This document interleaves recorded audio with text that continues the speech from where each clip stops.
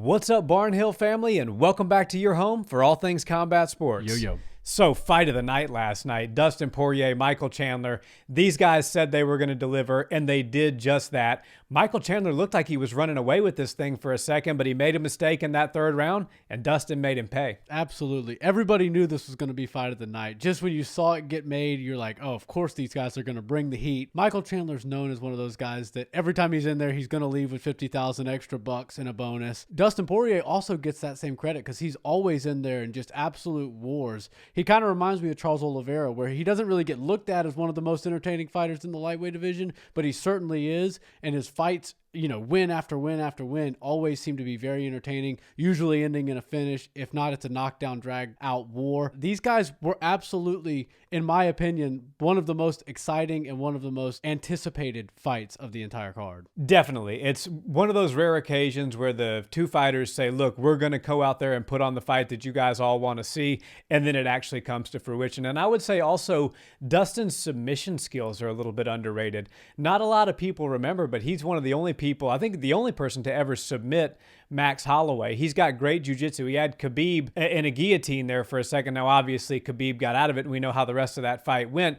But I think sometimes a lot of people look at Dustin as a great boxer, and he's got an excellent boxing coach, Dia Davis. His hands are very good, and he likes to put on a show with his hands. But when it goes to the ground, make no mistake about it, Dustin Poirier has got some great jiu-jitsu, and he can make you pay for making a mistake, which is exactly what Mike Chandler did in that third round.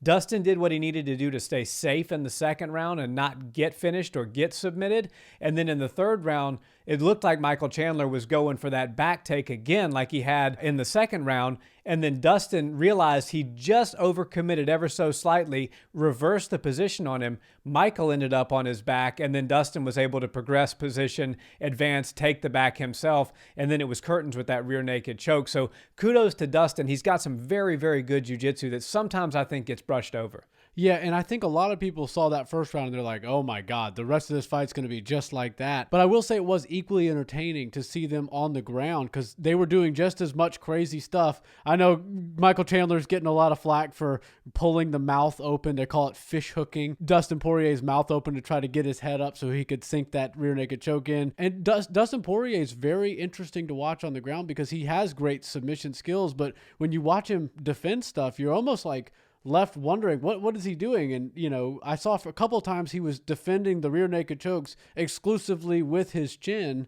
which is the first thing you want to do is you want to tuck your chin, but then immediately after that you want to get your hands in there to start fighting the hands. Michael Chandler, I guess, wasn't as big of a threat with the chokes as we maybe thought he was. But Dustin Poirier was making my hands sweat a little bit when he wasn't really defending his neck and he was just sort of letting his chin do all the work. But I guess that's come to expected with these guys. They're going to give you crazy fights. This first round is impossible to beat. That goes down for me as one of the rounds of the year. Definitely the round of the entire night on the stacked MSG card. But Dustin Poirier was in a lot of trouble in that first round. And if it weren't for Michael Chandler throwing the biggest looping punches you've ever seen, there's a good chance he was going to get Dustin Poirier out of there. And Dustin Poirier even said as much after the fight. Yeah, he did. He said, look, if those looping shots were straight, I probably would have been out of there in the first round. So thank God Michael Chandler throws looping shots. But when I did the predictions for this video, I did say that Dustin Poirier is very durable. He's got a great chin, and he's going to need that because almost nobody is as dangerous as Michael Chandler is in the first, let's call it 2 to 3 minutes of a fight. And Dustin ate some major shots and kept throwing back. But it's one of those things that if you can get past the storm that is Chandler for the first couple of minutes of the fight, and you have something like really crisp boxing or really good submission skills, you can start to impose that game plan as the fight goes on. Listen, no discredit to Michael Chandler here. I don't know of anybody in the UFC that's like, 1-3 that's more exciting and has more hype than Michael Chandler. And I don't care what his record is. I'm always going to tune in to watch Iron Mike. He's like Cowboy in that sense. He's like a more explosive Cowboy. He's the guy who will fight anybody. When he gets in there with anybody, he's a hell of a lot of fun to watch. So I hope the UFC continues to let Michael Chandler fight as long as he wants to. I know his record's not great, but the guy is really entertaining, and I enjoy watching his fights. He's done a lot for the UFC in a very short amount of time, and he might have only had his hand raised a couple of times, and he's usually getting second place, but he's always in high magnitude fights, very fun fights. He's putting on the most exciting fights on the biggest shows the UFC is putting on, so that says something. I think job security is totally good with Michael Chandler. I don't think he's going anywhere. There's a lot of fun fights for him. I think he'll be able to get, a Conor McGregor sooner than later. I think that's a fight that the UFC would absolutely consider making. You're talking about a mega comeback fight for Conor McGregor if we see him in there with Michael Chandler. And Michael Chandler's a great wrestler, and he does use his wrestling more than like a Justin Gaethje.